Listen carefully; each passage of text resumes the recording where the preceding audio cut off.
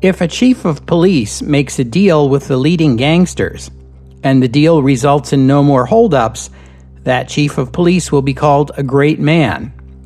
But if the gangsters do not live up to their word, the chief of police will go to jail.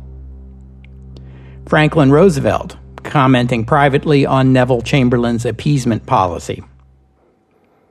Welcome to the history of the 20th century.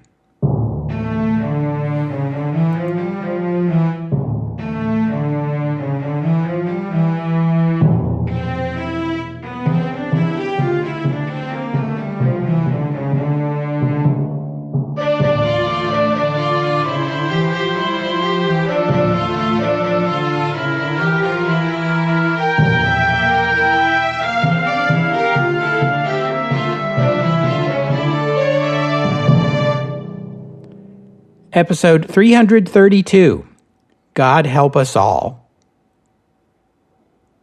We haven't looked in on the political situation in the United States for a while, not since episode 310, in fact. If you recall, that episode ended with the midterm elections of 1938, in which the Republican Party began to bounce back from its earlier losses, and Franklin Roosevelt found himself in the novel position of not being able to get everything he wanted. Republicans in Congress were still in the minority, but together with conservative Southern Democrats, they formed a majority coalition hostile to any more big government programs. Even so, the Republican Party of 1938 was very different from the Republican Party that had elected Herbert Hoover president 10 years earlier. A new generation of leaders like Thomas Dewey and Harold Stassen were reconciled to the New Deal, but these Republicans and the Southern Democrats felt that enough was enough. It was time to consolidate what had already been accomplished rather than pushing ahead further with more new and untried programs. The United States of this time, the late 1930s, is often described with the word isolationist. Well, yes and no. The American public and their government were not isolationist in an ideological sense as a matter of principle. There were individual Americans who believed in isolationism as a principle, but generally speaking, American isolationism of the time was the result of two important factors. First, the simple fact that domestic issues, particularly the Great Depression, had taken up most of the political debate. And second, a sense of what one might call buyer's remorse regarding America's involvement in the last war. Hitler came to power during the darkest days of the Great Depression in the United States. The German reoccupation of the Rhineland happened during a presidential election year. Japan invaded China during the debate over the Supreme Court, and the Sudetenland crisis erupted during those crucial 1938 midterms. The 1930s saw a re-examination of America's role in the First World War. There was a widespread sense in the United States that America had sacrificed blood and treasure for the sake of this vision of a world without war, and yet a mere 20 years after the end of that war, the British and the French and the Germans and the Italians seemed poised to start another one. What then had been the point? And the Europeans seemed distinctly ungrateful, complaining bitterly about having to repay the loans they had once begged for, and denouncing America as Uncle Shylock. What you might call a revisionist interpretation of U.S. entry into the war emerged during the 30s, which attributed American involvement not to the need to make the world safe for democracy, but to manipulation by American arms makers like DuPont, corporations that made huge profits from the war, and American financial institutions that had loaned large sums of money to the Allies and feared that an Allied defeat would mean the loans would never be paid. I already told you about Marine Corps General turned pacifist Smedley Butler and his 1935 book, War is a Racket. In 1934, writer and academic H.C. Engelbrecht published The Merchants of Death. In 1938, American University history professor Charles Callan Tansel published America Goes to War, a skeptical account of the process by which America entered the war in 1917. In 1934, the U.S. Senate created a special committee on investigation of the munitions industry to look into this question. It was chaired by Republican Senator Gerald Nye of North Dakota and is often referred to as the Nye Committee. The committee's report, published in 1936, documented the profits of American arms makers and the political pressure applied by the big financiers, and also called attention to the Chaco War between Bolivia and Paraguay, in which both countries felt compelled to purchase foreign arms because the other was doing the same in order to fight over which foreign corporation would get the oil drilling rights in the Chaco. It was largely progressive Republicans and New Deal Democrats who embraced this view that business and finance interests drove America to war in 1917, and they tended to be suspicious of the Roosevelt administration's foreign policy. In August 1935, Congress passed the Neutrality Act, which barred trade in arms and ammunition with any country involved in a war, and declared that American passengers aboard ships of belligerent nations traveled at their own risk. Roosevelt and his administration chafed at these restrictions, but Roosevelt needed votes in Congress for his domestic initiatives, so he swallowed his pride and signed the bill. The shortcomings of this kind of broad, inflexible prohibition quickly became clear when Italy invaded Ethiopia just 2 months later, and U.S. law prohibited sending arms to the Ethiopians. The 1935 Act expired in 6 months, but Congress renewed it in 1936 for another 14 months, with an added provision barring loans to belligerent nations. With the outbreak of the Spanish Civil War came the realization that the Neutrality Act did not apply to civil wars, so Congress added a provision to that effect in 1937 when the law came up for renewal. The 1937 renewal also added prohibitions on U.S. ships transporting passengers or cargo to belligerent nations and barring U.S. citizens from traveling aboard ships of belligerent nations. Additionally, and at the request of the Roosevelt administration, the 1937 bill added a provision that permitted arms sales to a belligerent nation, provided that nation paid in cash, no credit, and transported the arms aboard their own ships. The administration argued that this concession would not risk America getting involved in the war, since no American loans or American vessels would be involved in the transaction. This provision became known as cash and carry. As a practical matter, the only nations that would be able to take advantage of this loophole would be those such as Britain or France, able to pay cash and with navies capable of protecting arms shipments at sea. And by the way, for the benefit of listeners in other countries, cash and carry is an American expression that describes a purchase made in cash, no checks or credit, and in which the buyer afterward assumes responsibility to transport the purchased item at their own expense. Cash and carry, you see. Businesses sometimes offer discounts on purchases made on a cash and carry basis. But just 2 months later, once again came an unforeseen situation. Japan invaded China. Japan would have been able to make use of cash and carry purchases, but China would not. So the Roosevelt administration took advantage of the fact that the Japanese government refused to call its actions in China a war.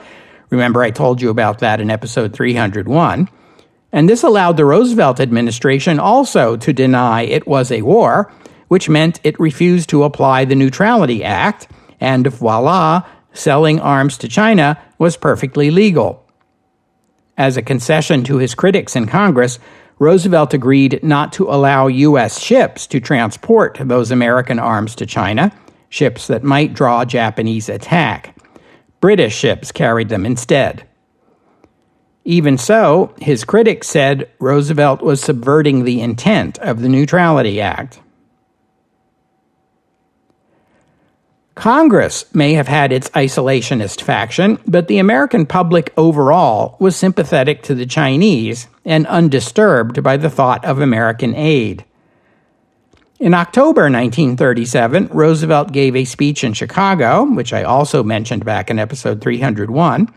In this speech, without mentioning Japan by name, he compared war to a plague and argued that, like a plague, quarantine was the best protection.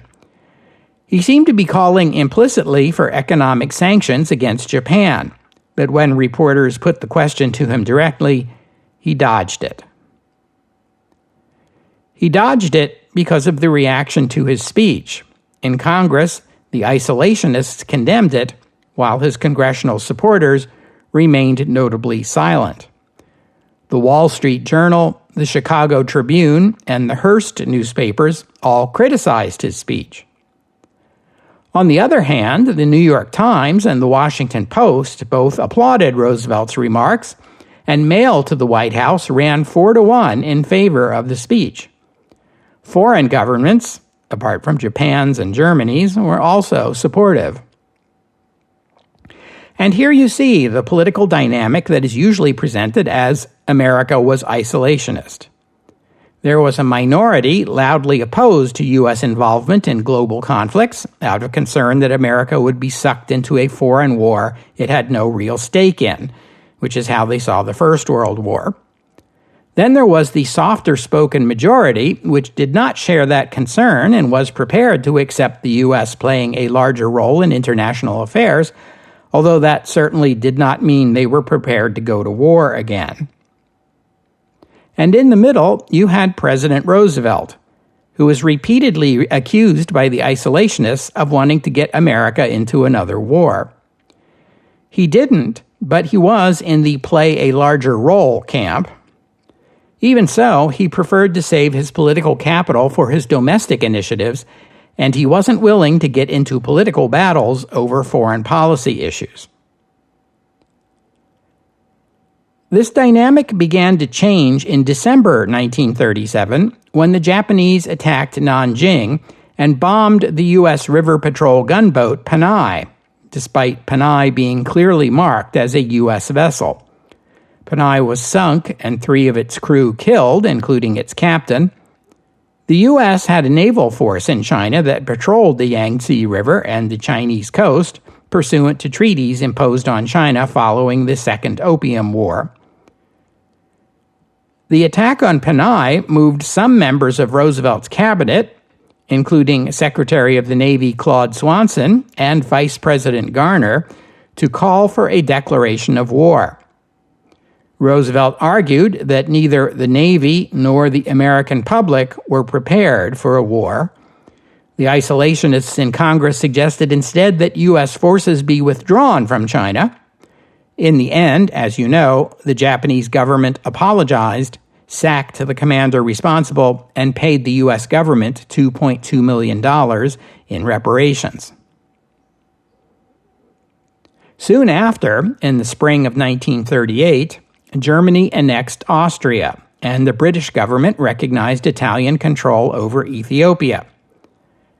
Privately, Roosevelt criticized British Prime Minister Neville Chamberlain with the words I read to you at the top of the episode. But publicly, Roosevelt said little about the situation in Europe. In May, Congress passed the Naval Act of 1938, which called for a 20% increase in the size of the U.S. Navy. This was in response to Japan and Italy withdrawing from the naval treaty framework that had begun with the Washington Naval Conference back in 1922, episode 224. But that would take time to implement. As for the U.S. Army, Congress had kept that small, around 185,000 soldiers on active duty, making the U.S. Army comparable in size to the armies of Portugal or Sweden. Any American who wants to criticize Neville Chamberlain for his tepid responses to Hitler's expansionism would do well to consider that the British and French governments could have been more assertive had they had the full support of the United States. But the America of 1938 had neither the military muscle nor the political will to influence events in Europe. In August of 1938, Roosevelt visited Canada to dedicate the recently completed Thousand Islands Bridge that connected Ontario to New York across the St. Lawrence River, and to receive an honorary degree from Queen's University in Kingston. Speaking at the university, Roosevelt pledged that America would help defend Canada in the event of any foreign invasion or attack. You can think of this as Roosevelt dipping his toe in the water, so to speak, testing the American mood. He must have been relieved when there was no outcry at home over this pledge. Indeed, over the next year, American public opinion shifted strongly against Nazi Germany, and Roosevelt was arguably behind the curve on this change.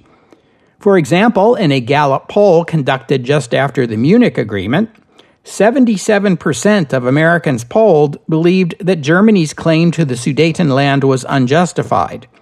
92% said they didn't believe Hitler's claim that he had no further territorial ambitions in Europe, and 60% said that the Munich Agreement had increased rather than decreased the risk of war in Europe.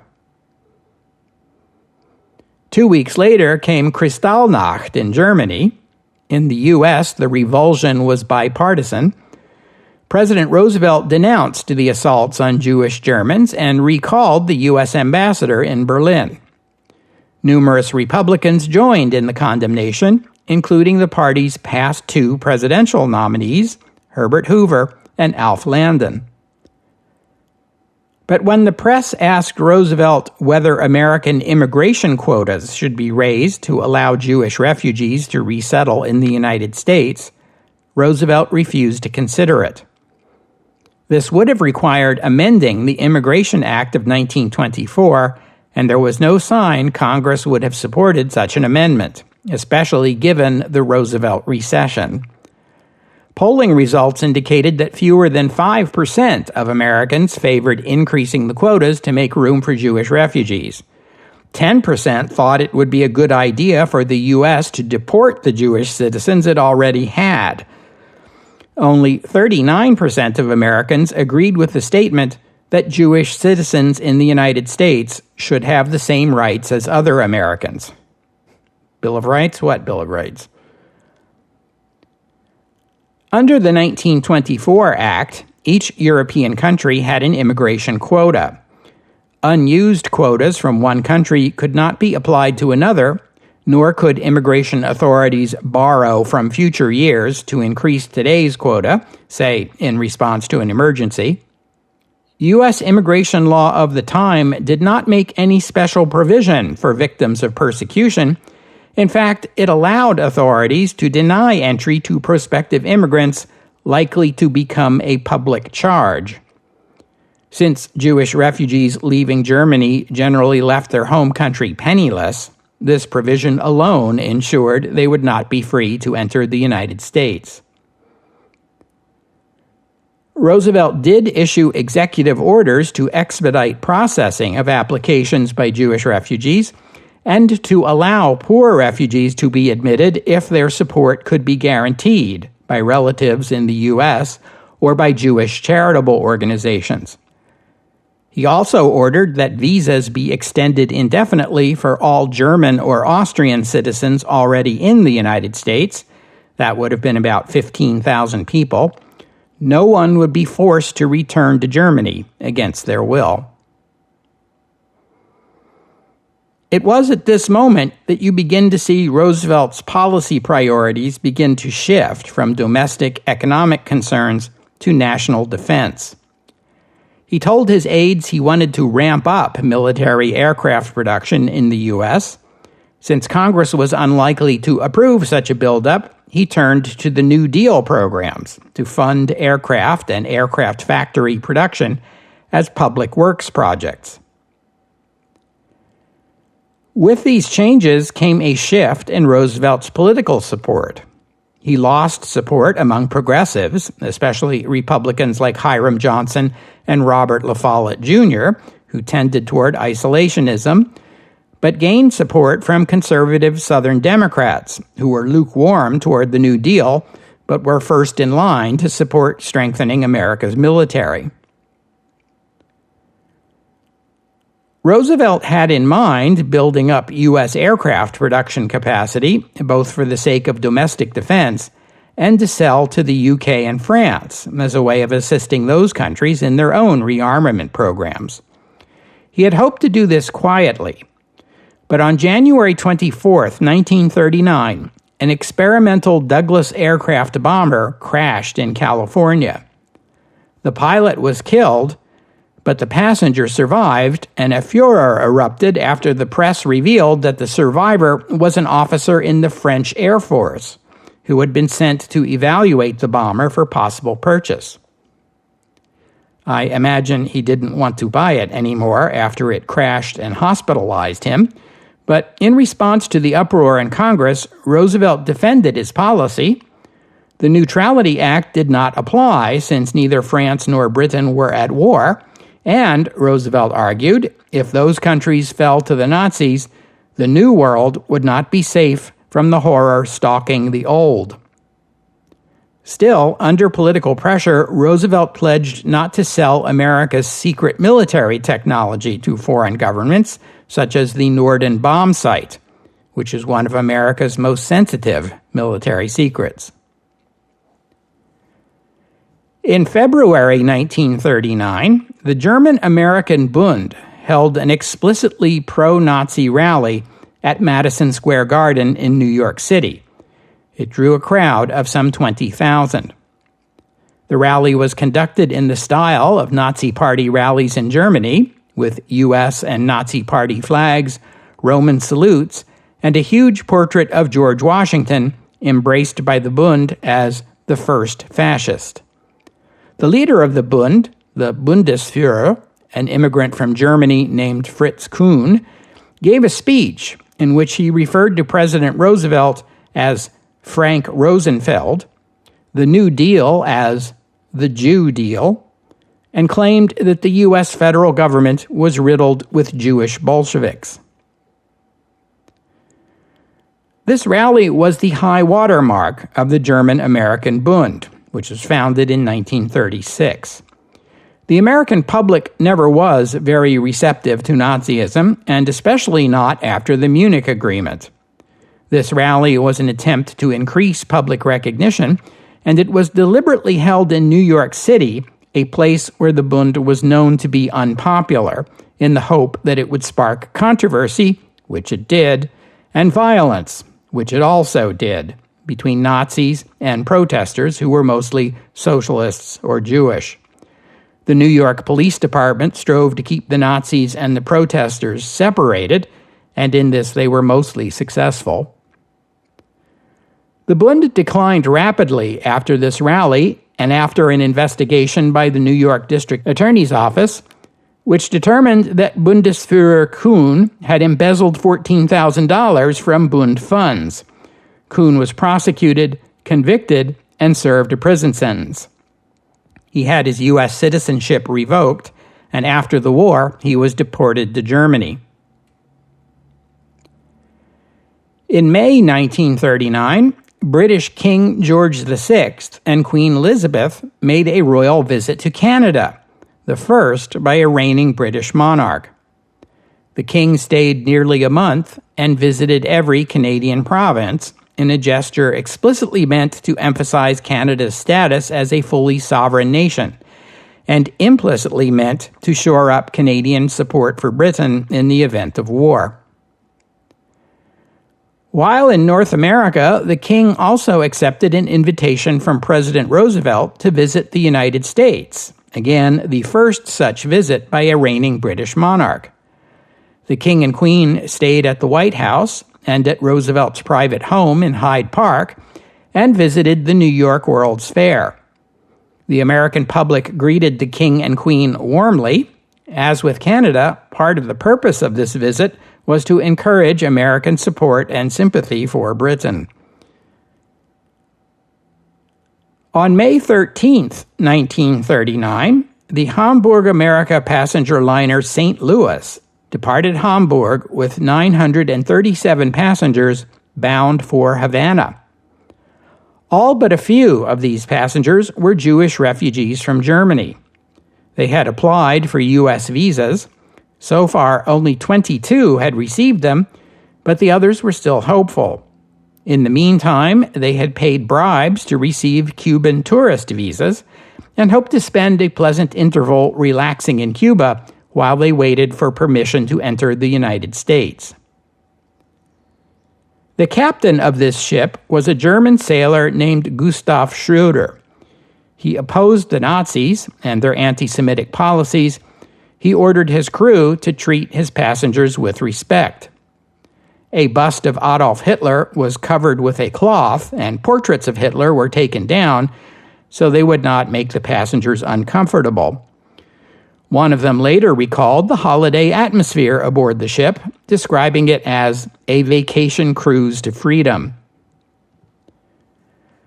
But when St. Louis reached Havana on May 27th, the passengers were greeted with unwelcome news.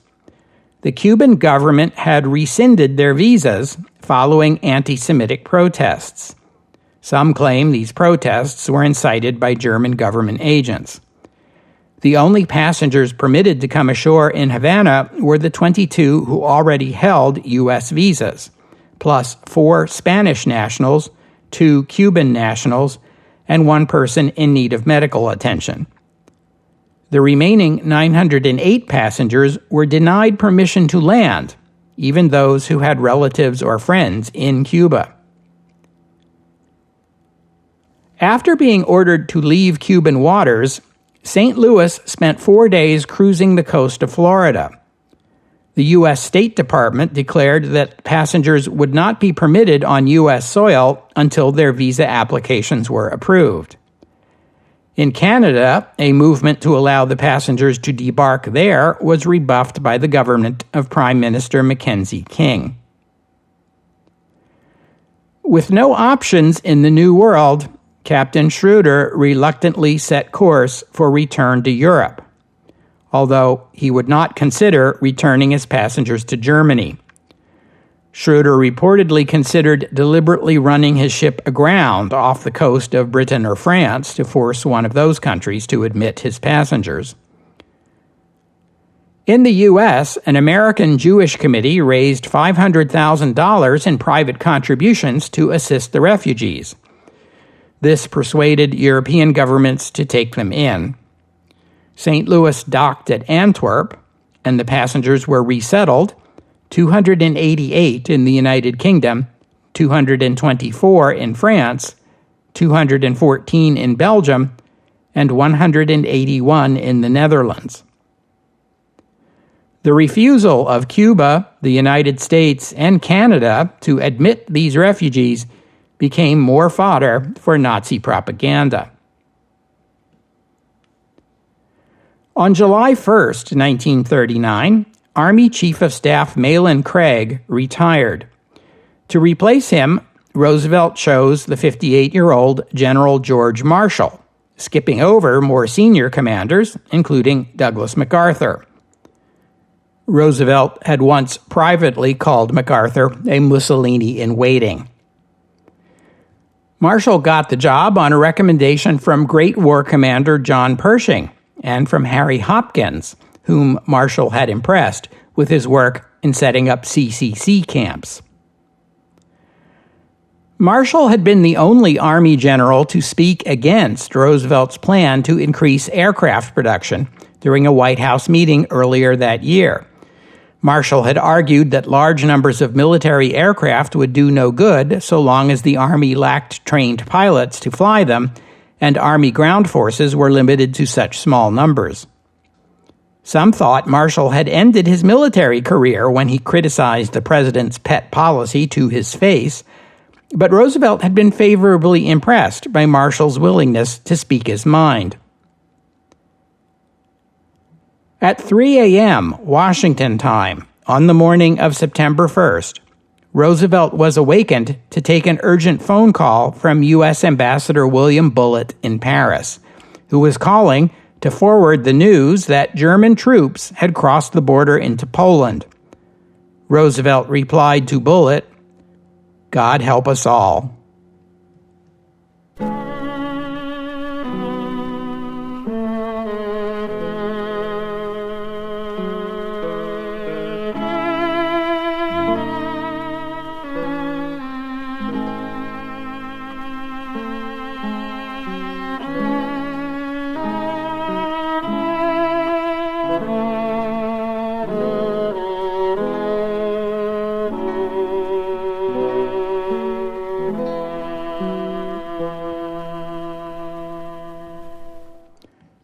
On Sunday evening, September 3rd, the day the invasion of Poland became the Second World War, Franklin Roosevelt delivered one of his fireside chats to a worried nation. He assured the public that the United States would remain neutral in the conflict, but added, "I cannot ask that every American remain neutral in thought as well. Even a neutral has a right to take account of facts. Even a neutral cannot be asked to close his mind or his conscience." Privately, Roosevelt could not help but notice the parallels to the last war. On September 13th, he called Congress into special session to consider repealing the Neutrality Act, which would allow America to supply arms to the Allies. The debate that followed was vigorous, and leading figures on both sides appealed to the public for support. Roosevelt recruited his former opponents, Alf Landon and Frank Knox, to speak in favor of repeal. The leading figure who emerged in opposition was famed aviator Charles Lindbergh, who gave his own version of a fireside chat to the nation on September 15th, saying, "This is not a question of banding together to defend the white race against foreign invasion. This is simply one of those age-old struggles within our own family of nations, a quarrel arising from the errors of the last war, from the failure of the victors to follow a consistent policy of either fairness or force." It became clear that repeal was politically impossible. The Senate Minority Leader, Republican Charles McNary of Oregon, lamented that the public would see repeal of the Neutrality Act as repeal of neutrality. Roosevelt accepted a bipartisan compromise, cash and carry. Britain and France could buy U.S. arms, but no loans, no credits, and no U.S. ships. Charles Lindbergh made a second radio address on October 13th, saying, "Our bond with Europe is a bond of race and not political ideology. Racial strength is vital, politics a luxury. If the white race is ever seriously threatened, it may then be time for us to take our part for its protection, to fight side by side with the English, French, and Germans, but not with one against the other, for our mutual destruction." In early November, Congress approved the cash and carry bill. As 1939 drew to a close, thoughts turned to the 1940 presidential election. Back at Hyde Park, Roosevelt, now 58, was preparing for his post-presidential life. A library building was being built there to house his presidential papers, and a new cottage with extra-wide doors and no stairs or thresholds to impede his wheelchair was under construction for Roosevelt to spend his retirement. When asked about the prospect of a third term, Roosevelt replied, "The country is sick and tired of Roosevelts." He signed a deal with Collier's magazine to serve as a contributing editor after leaving office. And there were concerns about his health. 12 stressful years as governor of New York and then as president during a time of crisis had taken their toll. His blood pressure was high, and when friends and supporters urged him to run again, he protested that he was just too tired. Still, he had not made a public statement disavowing interest in a third term. Vice President John Nance Garner noticed that. He announced his own candidacy for the 1940 Democratic nomination in December, probably as a way of nudging Roosevelt toward the exit. The press noticed, too. The 1939 Gridiron Dinner was decorated with a backdrop depicting a sphinx with pince-nez glasses and a cigarette holder in its mouth, just like you-know-who. Roosevelt's political advisor, 51-year-old James Farley, was also interested in running for president. Farley was well known within the Democratic Party leadership, but not so much to the public. May 1940 saw the German offensive in the West. Roosevelt went to Congress and asked for a supplemental defense appropriation of $1.2 billion. 2 weeks later, with France collapsing, he went back to Congress and asked for an additional $1.9 billion. Britain's new Prime Minister, Winston Churchill, cabled Roosevelt and asked for arms and 50 destroyers. Roosevelt agreed to the arms, but told Churchill that the destroyers would require congressional approval, which seemed unlikely. Then came Dunkirk. The British Army escaped, but at the cost of most of its equipment. The need for American aid was now greater than ever, but in Washington, the Secretary of War and most of the military command were opposed to giving arms needed by the American military to Britain, until Army Chief of Staff George Marshall ordered an inventory of U.S. military supplies, made a few bookkeeping adjustments, and declared that the Army held a surplus of weapons that happened to add up to exactly what Churchill was requesting. The Army sold the surplus arms to two American corporations, United States Steel and Curtiss-Wright. These two corporations quickly resold the arms to the British government for the same price. Meanwhile, the Democratic primary season was unfolding, though events in Europe were crowding political news off the front pages of the newspapers. Roosevelt did not announce or campaign, but Roosevelt supporters ran delegate slates anyway, and these were winning the primaries by wide margins. June 10, 1940, saw Franklin Roosevelt aboard a train bound for Charlottesville, Virginia, where his son, Franklin Jr., was graduating from the University of Virginia Law School. His father had been invited to give the commencement address. Along the way, he received the news that Italy had declared war on France and Britain. Disregarding the State Department's advice to proceed with caution, Roosevelt told the graduates, well, that's a story for next week's episode. We'll have to stop there for today. I thank you for listening, and I'd especially like to thank Robert for his kind donation, and thank you to Daniel for becoming a patron of the podcast. Donors and patrons like Robert and Daniel help cover the costs of making this show, which in turn keeps the podcast available free for everyone. So my thanks to them and to all of you who have pitched in and helped out. If you'd like to become a patron or make a donation, you are most welcome. Just visit the website historyofthe20thcentury.com and click on the PayPal or Patreon buttons. The podcast website also contains notes about the music used on the podcast. Sometimes it's my own work, and sometimes it's licensed, but many times the music you hear here is free and downloadable. If you hear a piece of music on the podcast and you would like to know more about it, including the composer, the performers, and a link to where you can download it, that would be the place to go. While you're there, you can leave a comment and let me know what you thought about today's show.